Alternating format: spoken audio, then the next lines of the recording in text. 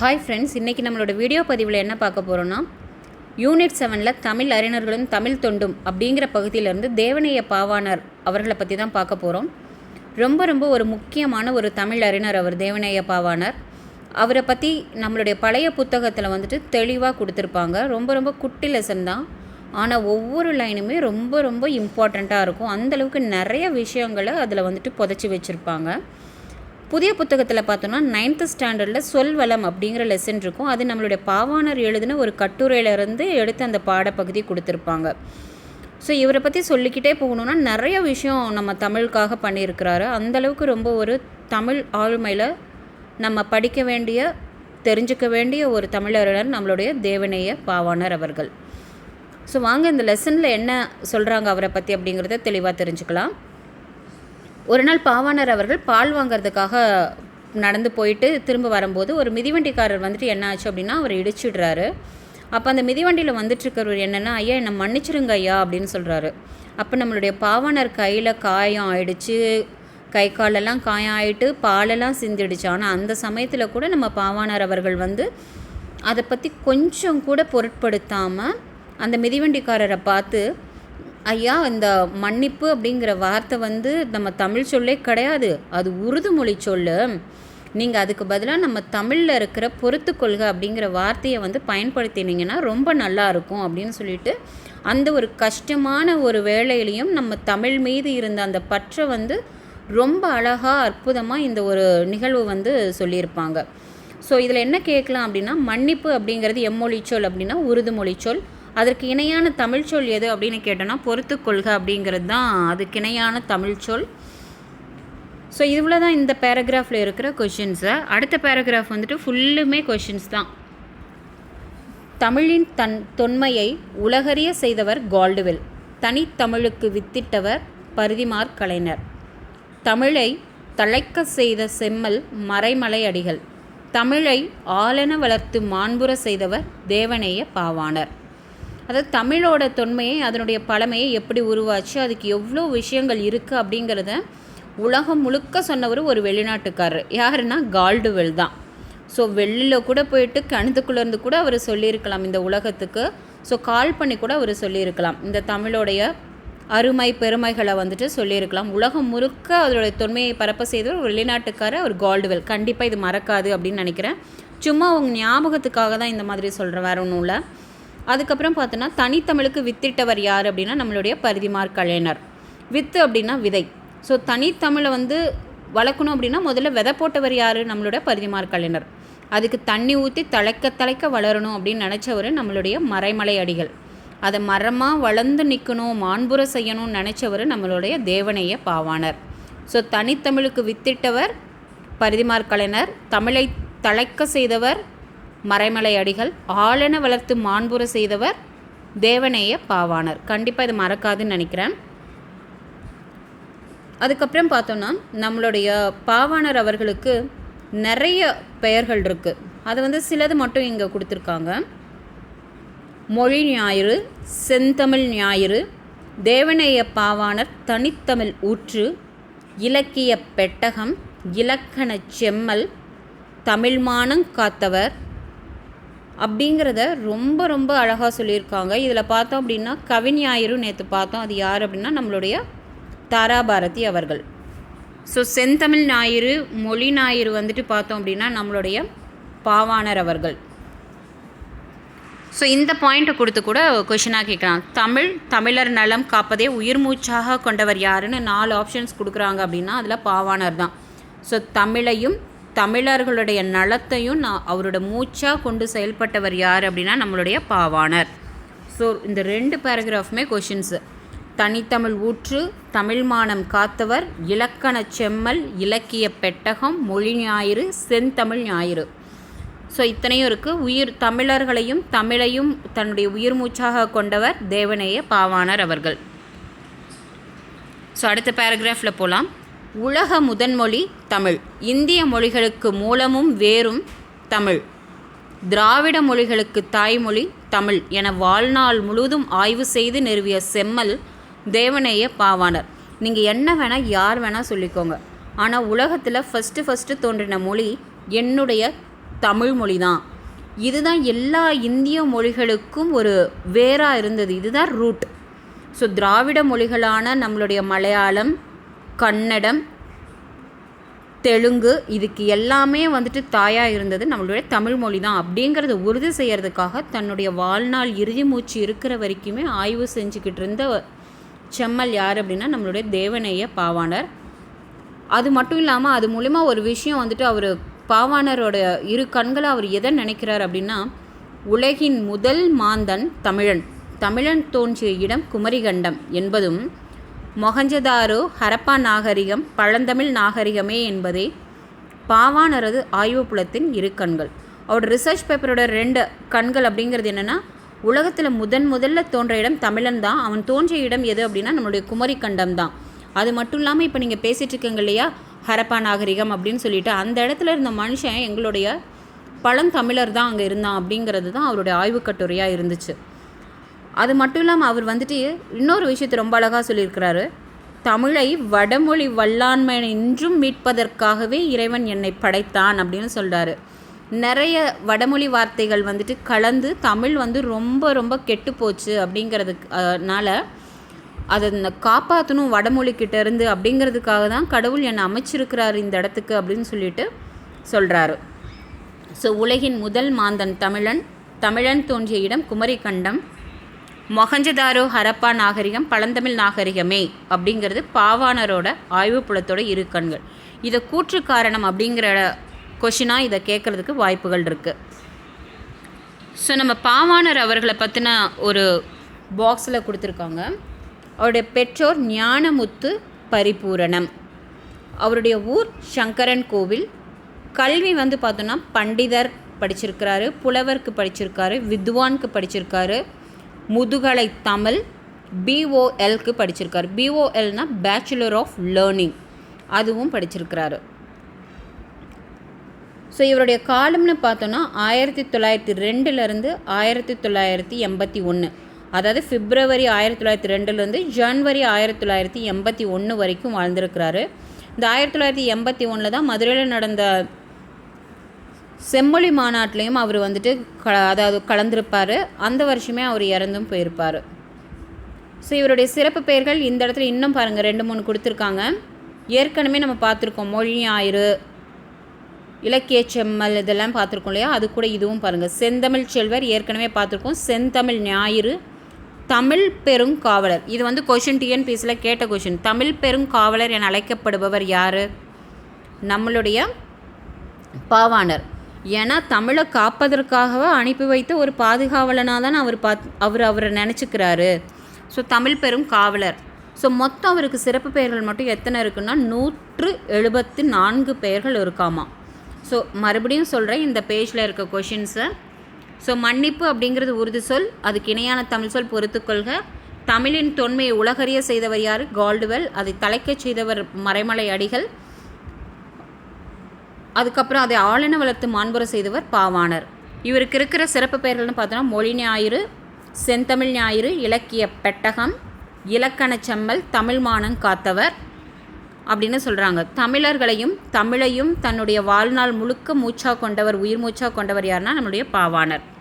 உலகத்தில் தோன்றின முதன்மொழி தமிழ் தான். தோன்றிய இடம் நம்மளுடைய குமரிக்கண்டம் தான். இந்த இந்திய மொழிகளுக்கு எல்லாமே தாய் நம்மளுடைய தமிழ் தான். அது மட்டும் இல்லாமல் தென் தமிழில் இருக்க மொழிகள் எல்லாத்துக்குமே, அதாவது திராவிட மொழிகளுக்கு எல்லாமே தாயாக விளங்குவது தமிழ் மட்டும்தான். அது மட்டும் இல்லாமல் ஹரப்பா நாகரிகமில் இருக்கிற மக்களும் என்னுடைய மக்கள் தான் அந்த காலத்தில் வாழ்ந்திருக்காங்க.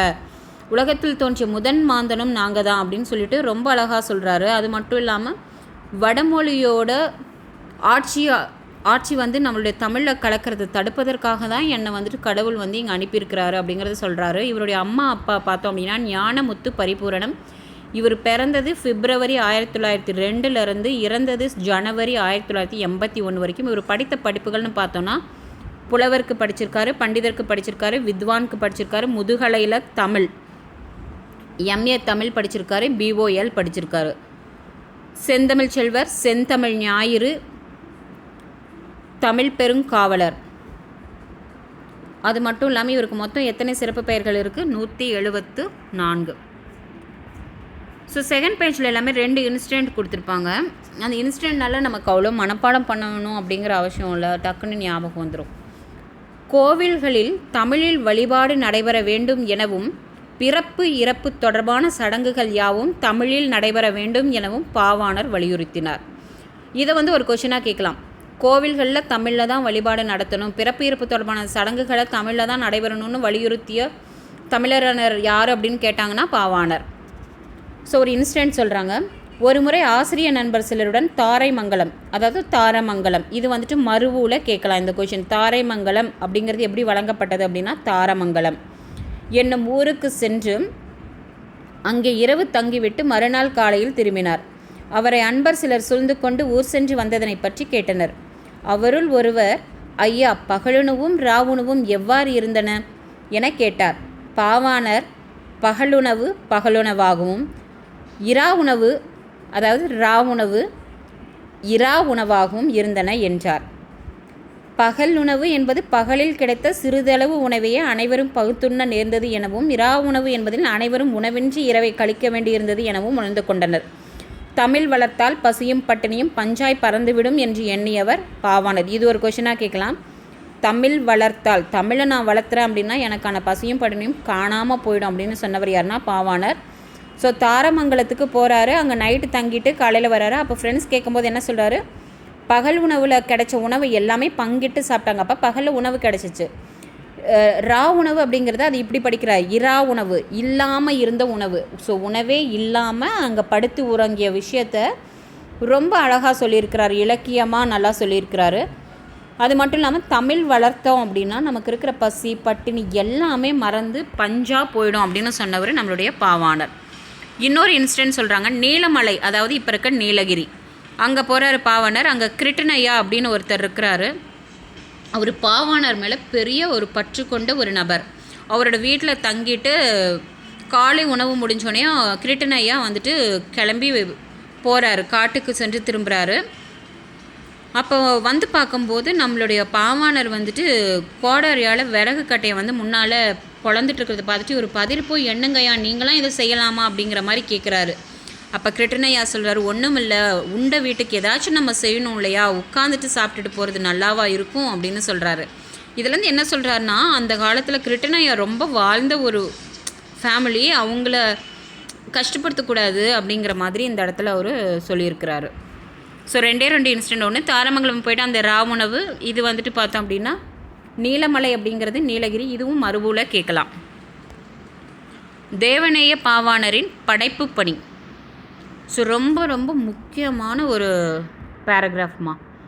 ஸோ பாவாணர் தமிழ் வரலாறு, முதல் தாய்மொழி, தமிழ்நாட்டு விளையாட்டுகள், தமிழர் திருமணம், வடமொழி வரலாறு, தமிழர் மதம், மண்ணிலேவின் பண்டை தமிழர் நாகரிகமும் பண்பாடும், உயர்தர கட்டுரை இலக்கணம், சொல்லாராய்ச்சி கட்டுரைகள், திருக்குறள் மரபுரை அப்படின்னு முதல்ல 43 நூல்களை படைச்சிருக்கிறாரு.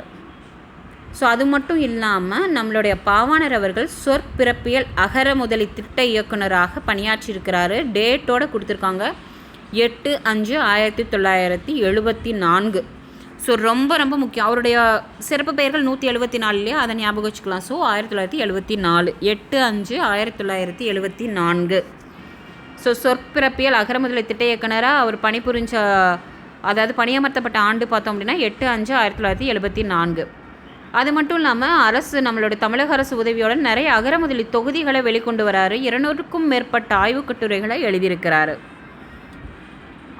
இன்னொரு இன்சிடெண்ட் இருக்கும்போது அவர் ரொம்ப ஒரு விஷயத்த சொல்கிறாரு. தாம் பணியாற்றிய கல்வி நிறுவனம் ஒன்றில் தொடர்ந்து பணியாற்ற இயலாத சூழல் நேர்ந்தபோது, எனக்கு வறுமையும் உண்டு, மனைவி மக்களும் உண்டு, அவற்றோடு மானமும் உண்டு என்று வெளியேறிய தன்மானமிக்க பாவாணரின் உறுதியுரை நம்மை வியக்க வைக்கிறதே.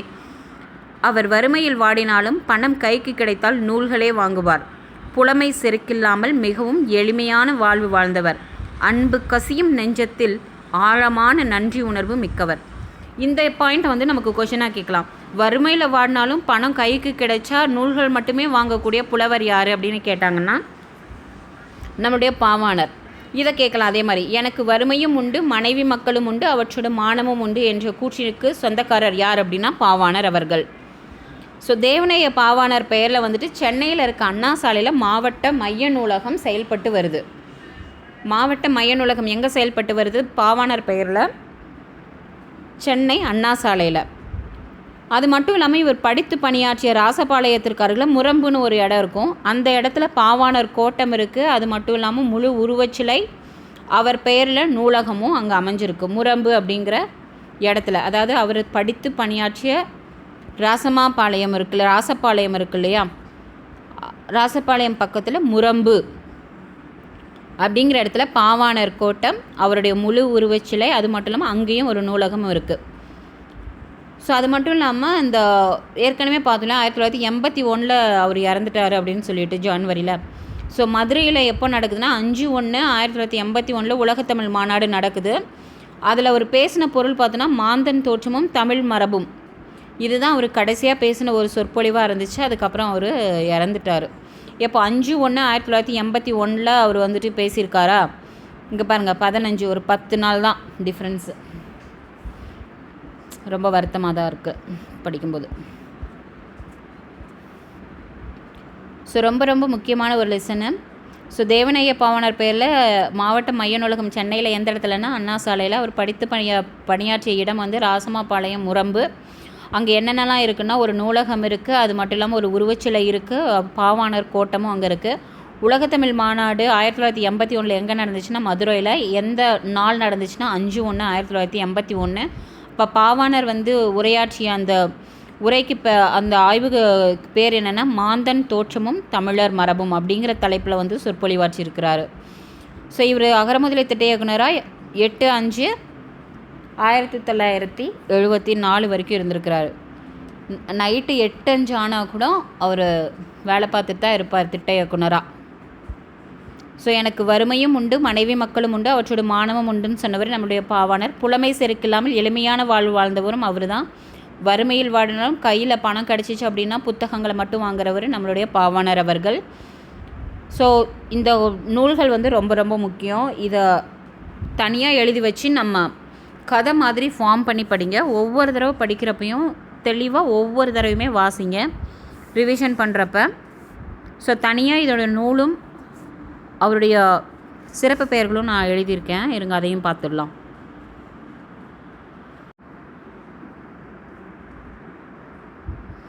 ஸோ சிறப்பு பெயர்கள் 174ன்னு சொன்னோம். மொழி ஞாயிறு அப்படின்னு இவரை யார் சொன்னார்னா பெருஞ்சித்திரனார். செந்தமிழ் ஞாயிறு அப்படின்னு குன்றக்குடி அடிகளார் வந்து இவரை கூப்பிட்டுருக்கிறாரு. செந்தமிழ் செல்வர் அப்படின்னு எம்ஜிஆர் வந்து 1980 சொல்லியிருக்கிறாரு. ஸோ தனித்தமிழ் ஊற்று, இலக்கிய பெட்டகம், தமிழ் மானம் காத்தவர், மொழிநூல் மூதறிஞர், திராவிட மொழிநூல் ஞாயிறு, தமிழ் பெருங்காவலர் ஏற்கனவே நம்ம புக்கில் படிச்சிருக்கோம், கவிவாணன், இலக்கண செம்மல். இவர் இயற்றிய நூல்கள் 43 நூல்கள். அதில் முக்கியமான நூல்கள் மட்டும் இதில் இருக்குது. நம்ம புக்கில் இருக்கிறது எல்லாமே கொஞ்சம் இருக்கும். தமிழ் வரலாறு, முதல் தாய்மொழி, தமிழ்நாட்டு விளையாட்டுகள், தமிழர் திருமணம், வடமொழி வரலாறு, தமிழர் திருமணம், வடமொழி வரலாறு, தமிழர் மதம், மண்ணிலேவின், வள்ளுவர் கூட்டுடைமை, பண்டை தமிழர் நாகரிகமும் பண்பாடும், உயர்தர கட்டுரை இலக்கணம். இது ஒரு நூல். இந்த திருக்குறள் மரபுரை இன்னொரு நூல் கீழே வரணும். ஆக்சுவலாக திருக்குறள் மரபுரை, சிறுவர் பாடல் திரட்டு, இன்னிசை கோவை, இயற்றமிழ் இலக்கணம். இது இயல்தமிழ் இலக்கணம் அப்படின்னு கூட கொடுத்தாலும் அதே தான். வேர்ச்சொல் கட்டுரைகள், ஒப்பியல் மொழிநூல், திராவிடத்தாய், சொல்லாராய்ச்சி கட்டுரை, பழந்தமிழ் ஆட்சி, செந்தமிழின் சொற்பிறப்பியல் நெறிமுறை, தமிழன் எப்படி கெட்டான், தமிழ் இலக்கிய வரலாறு, செந்தமிழ் சொற்பிறப்பியல் பேரகராதி, இசைத்தமிழ் இலக்கணம், கிறித்துவ கீர்த்தனம், சுட்டு விளக்கம் கடிதம் எழுதுவது எப்படி, the primary classical language of the world இங்கிலீஷில் எழுதியிருக்கிறாரு, the Lemurian language and its ramifications. இதுவும் இங்கிலீஷில் எழுதின ஒரு நூல். அது மட்டும் இல்லாமல் நம்மளுடைய பாவாணர் அவர்கள் உலகத்தமிழ் கழகத்தில் தலைவராக பணிபுரிஞ்சிருக்கிறாரு. 1968 2 மாநாடு நடத்தியிருக்கிறாரு. முதல் மாநாடு பரம்புக்குடியில், 2வது மாநாடு மதுரையில். அதாவது உலகத் தமிழ் கழகத்தை நிறுவி அதன் தலைவராக வந்து பணிபுரிந்திருக்கிறாரு. 1968 2 மாநாடுகள் நடத்தியிருக்கிறாரு. ஒன்று பரம்புக்குடி, 2 மதுரையில் நடத்தியிருக்கிறாரு. இவருடைய முதல் நூல் அப்படின்னு பார்த்தோன்னா சிறுவர் பாடல் திரட்டு. இது புதிய புத்தகத்தில் இருக்கிற சொல்வளம் அப்படிங்கிற ஒரு லெசனை. இது ஏற்கனவே பார்த்தோம் அப்படின்னா நம்ம இந்த தட்டுனா என்ன, தட்டை, அந்த ஒவ்வொரு சொல்வளம் அப்படிங்கிறதே இது ரொம்ப அழகாக வந்துட்டு சொல்லியிருப்பார். ஸோ அதை பற்றி இருக்கும். இந்த லெசன் வந்துட்டு நீங்கள் தனியாக வீடியோ வேணும் அப்படின்னா கமெண்ட் பண்ணுங்கள். இந்த சொல்வளம் லெசன் மட்டும் தனியாக வேணால் நம்ம எடுக்கலாம். ஸோ இதில் டிட்பிட் மட்டும் நம்ம அந்த பாக்ஸில் வந்து அவரை பற்றின யாரெல்லாம் சொல்லியிருக்காங்கன்னு கொடுத்துருக்காங்க, அதில் வந்துட்டு பார்க்கலாம். தமிழ் ஆசிரியர், நூலாக்க பணியை விரும்பி செய்பவர், சொல்லாராய்ச்சியில் பாவாணரும் வியந்த பெருமகனார். இந்த லைன் ரொம்ப முக்கியம். சொல்லாராய்ச்சியில் பாவாணரும் என்னம்மா இவனும் நம்மள மாதிரி ஆராய்ச்சி செய்கிறாயா அப்படின்னு நினச்சவர் யாருன்னா நம்மளுடைய இளங்குமரனாரை பற்றி தான் நினச்சிருப்பாரு. அவருக்கு அடைமொழி கூட இருக்குது. தமிழ் திரு, எப்போவுமே படிக்கும்போது அந்த அடைமொழியும் சேர்த்து படிங்க, மறக்காது. தமிழ் திரு ரா இளங்குமரனார். ஸோ அதை தான் சொல்லியிருப்பாங்க. இவர் இளங்குமரனாரை பற்றியும் நம்மளுடைய பாவாணர் வந்து அவர்கள் சொல்லியிருப்பார். திருச்சிராப்பள்ளிக்கு அருகில் அமைந்துள்ள அல்லூர், திருச்சிராப்பள்ளியில் அல்லூருங்கிற இடத்துல திருவள்ளுவர் தவச்சாலை ஒன்றையும் வச்சுருப்பார். அதே இடத்துல பாவாணர் நூலகத்தையும் உருவாக்கியிருக்கிறார். எங்கே? திருச்சிராப்பள்ளி, அல்லூர். ஸோ தமிழகம் முழுவதும் திருக்குறள் சொற்பொழிவுகளை வழங்கி வர்றாரு. தமிழ் வழியில் திருமணங்கள், ஏன்னா நம்ம பாவானோட கொள்கை கூட அதுதான் இல்லையா, அதாவது சடங்குகள் எல்லாத்தையும் இந்த மாதிரி செய்யணும், தமிழில் தான் பண்ணணும்னு சொல்லிட்டு. ஸோ விழிகளை இழக்க நேரிட்டால் கூட தாய் தமிழினை இழந்துவிடக்கூடாது அப்படின்னு எண்ணியவர் நம்மளுடைய இளங்குமரனார். அதற்காக தமிழ் தென்றல் திருவிக்கா போல இமைகளை மூடியபடி எழுதும் ஆற்றலை கற்றுக்கொண்டவர். இன்றளவும் அவ்வாறே எழுதி தமிழுக்கு தனி பெரும் புகழை நல்கி வருபவர். திருவிக்கா அவர்கள் கண்ணை மூடி தான் எழுதுவார் போல், அதே மாதிரி தான் இவரும் கற்றுக்கிட்டு அதையே ஃபாலோ பண்ணிக்கிட்டும் வராரு. ஸோ பற்பல நூல்களை எழுதியிருப்பினும் இவர் எழுதின நூல் ரொம்ப ரொம்ப முக்கியமானது. பாவாணர் வரலாறு அப்படிங்கிற நூல் எழுதியிருக்கிறார் பாருங்கள். தனித்தமிழ் இயக்கம், இலக்கண வரலாறு, பாவாணர் வரலாறு, குண்டலகேசி உரை, யாப்பருங்கலம்புரை, புறத்திருட்டு உரை, திருக்குறள் தமிழ் மரபுரை, காக்கை பாடினிய உரை, தேவநேயம். பாவாணர் வரலாறு, தேவநேயம். இதை எழுதியவர் யார்? தமிழ் திரு ரா இளங்குமரனார். மறுபடியும் சொல்கிறேன், அல்லூரில் பாவாணர் நூலகத்தை வந்துட்டு அமைத்தவர் தவத்திரு இளங்குமரனார். இவர் எழுதின நூல் பார்த்தோம் அப்படின்னா பாவாணர் வரலாறு மற்றும் தேவநேயம். இது வந்து ரொம்ப முக்கியம். மற்றதும் நீங்கள் பார்த்துக்கோங்க. பாவாணரோட தமிழ் சொல்வளம் கட்டுரையில் பார்த்தோம் அப்படின்னா என்னத்தை பற்றிலாம் தெளிவாக சொல்லியிருக்கிறாருன்னா, வித்து வகை, அதாவது வித்து அப்படின்னா விதை, வேர், அரிதாள் வகை, காய்ந்த இலை வகை, இலை காம்பு, பூமடல், அரும்பு, பூ காம்பு, இதழ், காய், கனி, உள்ளீட்டு, தாவர கழிவு, விதைத்தோல், பதர், பயிர் வகை, கொடி வகை, மர வகை, கரும்பு வகை, காய்ந்த பயிர் வகை, வெட்டிய விறகு துண்டு வகை, மரப்பட்டை வகை, பயிர் செறிவு வகை, நிலத்தின் தொகுப்பு வகை, செய் வகை, நில வகை, நன்சை வகை, வேலி வகை, காட்டு வகை. இது எல்லாத்தையும் ரொம்ப ரொம்ப தெளிவாக நுணுக்கமாக சொல்லியிருக்கிறாரு தமிழ் சொல்வளம் கட்டுரையில். நூல் வழியில் அதே மாதிரி ஒரு விஷயம் கொடுத்துருக்காங்க. மொழி ஞாயிறு அப்படின்னு அழைக்கப்படுபவர் தேவநேய பாவாணர். அவருடைய சொல்லாய்வு கட்டுரைகளில் தான் தமிழ் சொல்வளம் அப்படிங்கிற பாடப்பகுதி அதை வந்து எடுத்து நமக்கு பாடமாக கொடுத்துருப்பாங்க. அப்போ தமிழ் சொல்வளம் அப்படிங்கிறது எந்த நூலில் இடம்பெற்றிருக்கு அப்படின்னா பாவாணர் அவர்களுடைய சொல்லாய்வு கட்டுரைகள். ஸோ பல்வேறு இலக்கண கட்டுரைகளையும் மொழியாராய்ச்சி கட்டுரைகளையும் எழுதிய பாவாணர் தமிழ் சொல்லாராய்ச்சியில் உச்சம் தொட்டவர். இதை வந்து கொஷனாக கேட்கலாம். தமிழ் சொல்லாராய்ச்சியில் உச்சம் தொட்டவர் யார் அப்படின்னா பாவாணர் அவர்கள். செந்தமிழ் சொற்பிறப்பியல் அகரமுதலி திட்ட இயக்குநராக பணியாற்றியவர். ஏற்கனவே பார்த்துருக்கோம். 8/5/1974 உலகத்தமிழ் கழகத்தை நிறுவி தலைவராக இருந்தவர். 1968 2 மாநாடு, ஒன்று பரம்புக்குடி, இன்னொன்று மதுரை. அலைகடல் தாண்டி மலைபல கடந்து எத்திசையிலும் பரவிய தமிழினத்தின் தமிழின் புகழ்மண பதிவுகளை நுகர்வோமா? எத்திசையும் புகழ்மணக்க கடல் கடந்து முதலில் அச்சேறிய தமிழ். போர்ச்சுகீஸ் நாட்டின் தலைநகரம் லிஸ்பன். 1954 கார்டிலா என்னும் நூல் முதலாக தமிழ் மொழியில்தான் மொழிபெயர்க்கப்பட்டது.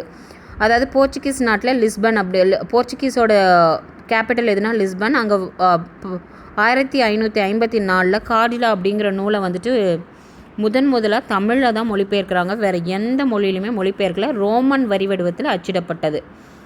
ஸோ ரோமன் எழுத்துருள் வெளிவந்த இதன் முழு பேர் என்னென்னா கார்டிலா டி லிங்கோவா தமிழ் இ போர்ச்சுகீஸ். இது அந்த காலத்திலேயே வந்து கருப்பு சிவப்புன்னு மாறி மாறி இரு வண்ணங்களில் நேர்த்தியாக அச்சிடப்பட்டதான். இந்திய மொழிகளிலேயே மேலை நாட்டு எழுத்துருவில் அச்சேறியது நம்மளுடைய தமிழ் தான். இது எதில் இடம்பெற்றிருக்கு இந்த டிட்பிட் அப்படின்னா 6ஆம் உலகத்தமிழ் மாநாட்டு மலரில் இருந்ததை எடுத்து நமக்கு கொடுத்துருக்காங்க. ஸோ பாவாணரை பற்றி நம்ம நிறைய விஷயம் தெரிஞ்சுருக்கோம். ஸோ இந்த லெசன், இந்த தமிழ் சொல்வளம் அப்படிங்கிற லெசனில் இந்த சொல்லியிருக்காங்களே அந்த பூ மடல் வகை, காய் வகை, பழங்கள் எப்படி சொல்லுவாங்க அப்படிங்கிறது தான் சொல்லியிருப்பாங்க. பாருங்களேன், கொழுந்து வகை, இதெல்லாம் ரொம்ப நல்லாயிருக்கும்.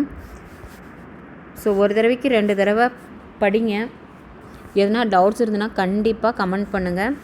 நம்ம ஒன்ஸ் இந்த டாப்பிக்லாம் முடிச்சுட்டு நான் என்ன பிளான் வச்சுருக்கேன்னா, ப்ரீவியஸ் இயர் கொஷின்ஸில் வந்துட்டு இப்போ பாவாணர் அப்படின்னா அது எப்படிலாம் கேட்டிருக்காங்க, அதில் எத்தனை கொஷின்ஸ் வந்திருக்கு அப்படின்னு நம்ம பார்த்துடலாம். அப்போ பார்த்தோம் அப்படின்னா நமக்கு ஒரு நம்பிக்கை வரும். ஆமாம், நம்ம படிக்கிறதுல இருந்தெல்லாம் கேட்குறாங்கல்ல அப்படிங்கிற மாதிரி புதுசாக படிக்கிறவங்களுக்கு ஒரு நம்பிக்கை வரும். அது மட்டும் இல்லாமல் நம்ம ஒரு டாபிக் படிச்சிட்டோம் அப்படின்னா ப்ரீவியஸ் இயர் கொஷின்ஸ் நம்ம பார்க்குறோம் அப்படின்னாவே அது நல்ல விஷயம். ஏன்னா ப்ரீவியஸ் இயர் கொஷின்லேருந்து கண்டிப்பாக ஏதாவது ஒரு கொஷினோ 2 கொஷினோ இல்லை எத்தனை கொஷின் வந்தாலும் அது நமக்கு ஒரு உதவியாக தான் இருக்கும். அது நம்ம ஏன்னா படித்த விஷயங்கள் நம்ம கொஷின் பேப்பர் பார்க்கும்போது நம்ம டைரெக்டாக இருக்கிறதுக்கும் அது இன்டைரக்டாக இருக்கிறதுக்கும் நம்ம அனலைஸ் பண்ணி ஆன்சர் பண்ணுற மாதிரி இருக்கும். அந்த ஒரு திறனெல்லாம் நம்மளால் வளர்த்துக்க முடியும் ப்ரீவியஸ் இயர் கொஷின் பேப்பரை வந்து நம்ம பார்க்கும்போது. அது மட்டும் இல்லாமல் ஒரு கொஷின் படிக்கும்போது 4 ஆன்சர் கொடுத்துருப்பாங்க. அப்போ அந்த 4ஐயும் நம்ம அனலைஸ் பண்ணி பார்ப்போம். ஸோ எடுத்த உடனே சிலதெல்லாம் பார்த்தோன்னா அந்த ஃபஸ்ட்டில் இருக்கிற ஆப்ஷன் ஆவே வந்துட்டு ரைட்டாக இருக்கிற மாதிரி இருக்கும். ஆனால் ஆப்ஷன்ஸ் வந்து அது கரெக்டாக இருக்காது. அந்த மாதிரியெல்லாம் நம்ம ப்ரீவியஸ் இயர் கொஷின் பேப்பரை பார்த்து ப்ராக்டிஸ் பண்ண தான் நமக்கு வந்துட்டு அது எப்படி கேட்டிருக்காங்க, நம்ம படிக்கிற போகிற பாதை சரிதானாங்கிற இதுவும் நமக்கு வரும். அதுக்காக தான் சொல்கிறேன். ஸோ இதை முடிச்சுட்டு அந்த மாதிரி தான் நான் போட போகிறேன் உங்களுக்கு. ஏன்னா யூஸ்ஃபுல்லாக இருக்கும், ஏன்னா எனக்குமே அது யூஸ்ஃபுல்லாக இருக்கும் அப்படின்னு நான் நம்புகிறேன். So thank you. நல்லா படிங்க, டைம் வேஸ்ட் பண்ணாதீங்க. நம்ம வேஸ்ட் பண்ணுற ஒவ்வொரு நிமிஷமும் நம்மளை பின்னால் தள்ளிட்டு ஆயிரக்கணக்கான பேர் ஓடிக்கிட்டே இருக்காங்க. அதை மட்டும் மனசில் ஞாபகம் வச்சுக்கோங்க. நம்ம ஓடணும். அது மெதுவாக ஓடுறோமா வேகமாக ஓடுறோமா அப்படிங்கிறது அடுத்த விஷயம். ஆனால் நம்ம மெதுவானாச்சு நம்ம ஓடிக்கிட்டே இருக்கணும், நம்ம செயலை செஞ்சுக்கிட்டே இருக்கணும். கன்சிஸ்டன்ட் ப்ரிப்பரேஷன் அப்படிங்கிறது ரொம்ப முக்கியம். 1 மணி நேரம் படிக்கிறோம், அரை மணி நேரம் படிக்கிறோம் அப்படிங்கிறதுலாம் முக்கியம் இல்லை. ஆனால் டெய்லியும் புத்தகத்தை நம்ம கையில் எடுத்து அதோடய வாசனையை நுகர்ந்து நம்ம படிச்சுக்கிட்டே இருக்கணும். கண்டிப்பாக ஒரு நாள் அதற்கான பலன் நமக்கு கிடைக்கும். ஸோ தன்னம்பிக்கை கைவிடாமல், தளர்ந்து போகாமல் உங்களுடைய நோக்கத்தை நோக்கி கண்டிப்பாக போங்க. So stay tune. Thank you for வாட்சிங்.